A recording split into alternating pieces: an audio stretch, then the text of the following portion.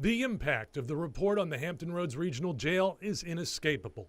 Words like violate and constitutional rights. The report outlined conditions that should not exist in that jail or any other jail in the state, and I'm hopeful that that is a wake-up call. Attorney General Mark Herring called for a federal Department of Justice investigation following the deaths in the jail of Jamichael Mitchell and Henry Stewart.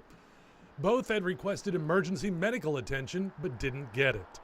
Investigators found that in general, the jail's medical care, mental illness care, and use of restrictive housing were unconstitutional. So when you have the Department of Justice on record saying that a jail has violated the Constitution of the United States, I think that is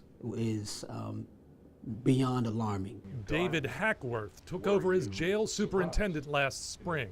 When you first read it, did you think it was largely accurate? I read the report.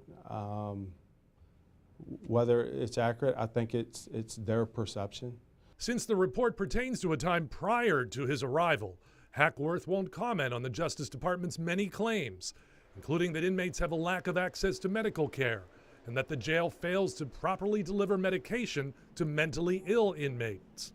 Hackworth has 30 years of experience with jails and says this one is unique. I don't know that there are any regional jails, or for that fact, any local jails that have the acuity level that we have here. Hampton Roads Regional has a much higher proportion of medical and mental illness cases among its population.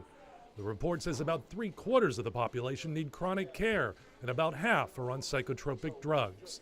Hackworth insists that his staff members use a three-way approach to improve jail conditions. And that's relationships, that's communication, and that's following up. And that includes more time for the superintendent in the cell blocks. We need help in here. If I can get back here today, I'll come back up here. If I can't, I'll be up here Monday morning. The report also criticizes the jail for using restrictive housing for inmates with mental illness.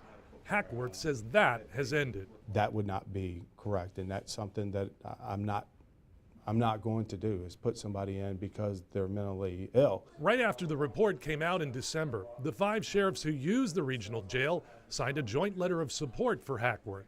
I think he's an excellent superintendent. He was an excellent choice, and we're just trying to help him facilitate the changes that need to be made. Federal investigators came up with more than 40 recommendations for changes.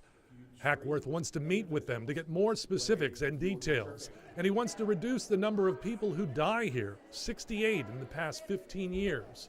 God gonna see me through this, I'm telling you. And know what? Somebody gonna be in trouble. Somebody gonna be in some serious